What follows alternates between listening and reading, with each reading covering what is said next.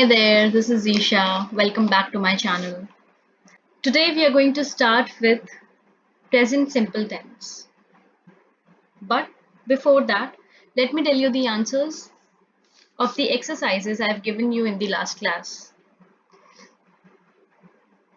So, here are the answers. Please check it on your own. These are the answers of the first slide.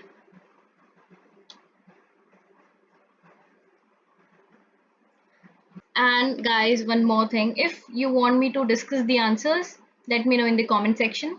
I'll do the same for you. Answers of the second slide. You check it on your own. Third slide.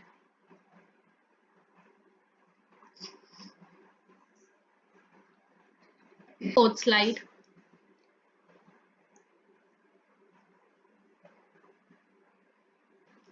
Now, let's start with the present simple tense.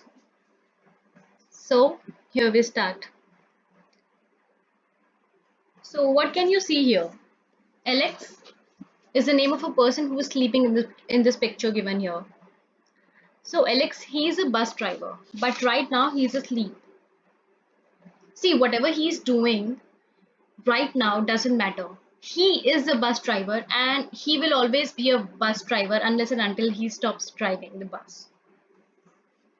So, what does he do? He drives a bus. Hence, a bus driver.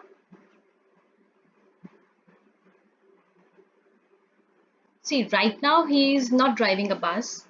Now he is in bed asleep. Then also be called as bus driver. Look at some examples here I've given. I drive, we drive, we work, they do, etc. You know that with he, she and it, we use SNES with the verb and otherwise we don't. Let's look at the next slide. Yes, we use present simple to talk about things in general too. See, guys, we are not thinking only about now. We use it to say that something happens all the time or something happens repeatedly, or that something is true in general. It is true in general. It's not important whether the action is happening at the time of speaking, right? For example, nurses look after patients in hospital. What does, see, like I've given the example of the bus driver, here is the example of nurse. What is the work of the nurse? To look after the patients. So that's why we have used here present simple tense. Next, I usually go away at weekends. Again, he is not going right now anywhere, but he go at the weekends. Hence, we have used here present simple tense. Another example, the earth goes round the sun. You know why we have used present simple here. This is the universal truth. Look here, guys. What I've given here in the circle. He, she, it. We use S with the verb, S or ES. For example, I work, he works, they teach, my sister teaches.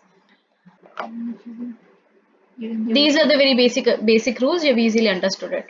So I have not explained it here. Explained it much. Let's look at the next slide. Using of do, does to make questions and negative sentences. For example, I come from Canada. Where do you come from? Would you like a cigarette? No thanks, I don't smoke. What does this word mean? Not what. See, in the following examples, do is used as an auxiliary verb. Where do you come from? I don't smoke. And here, do is also the main verb. What do you do? What's your job? He's so lazy, he doesn't do anything. Doesn't do. Here do is used as a main verb. Not he doesn't anything. We have to use do as main verb here. And doesn't is an auxiliary verb. Like in these examples. Next slide. When we say how often we do things, we use present simple tense. I get up. I get up at 8 o'clock every morning. Not I'm getting up. We cannot use present continuous here. See, he gets up daily in the morning. But this is something he does. He does on daily basis, and which is not temporary. How often do you go to the dentist, and not how often you're going. Anne doesn't drink tea very often. In summer, John usually plays tennis once or twice a week. How often do you go to the dentist? See, she's been asked here that how many times she goes to the dentist. So we have used present simple here and not present continuous. She goes to the dentist very often. That's why she's been asked in this tense. Next, Anne doesn't drink tea very often. And something that is not temporary. This is permanent, of course. You know how we drink tea. In summer, John usually plays tennis once or twice a week. So, so here also John plays tennis once or twice a week. Now it has become his habit to play tennis once or twice a week. Next, let's look at the next slide. See guys, I promise, I apologize, etc. When we use such, see, sometimes we do things by saying something. For example, when you promise to do something, you can say, I promise. When you suggest something, you can say, I suggest. We use the present simple, promise, etc. in sentences like this. Like, I promise I won't be late. And not I'm promising. See, you are making a promise here. Hence, you have used present simple. What do you suggest I do? I suggest that. See, also again the question is being asked in present simple tense and not in continuous. As I've told you, when we do things by saying something.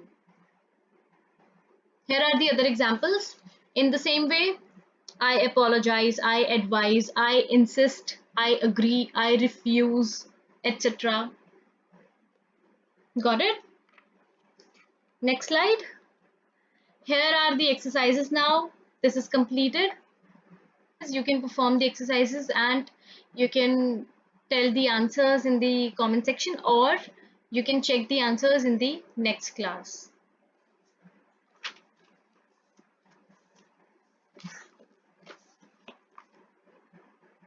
Next, Unit 2. Put the verb into the correct form. Use one of the following verbs to complete these sentences. Sometimes you need the negative too. See, here in this unit, you are going to ask questions to Liz about herself and her family. The first one I've done for you.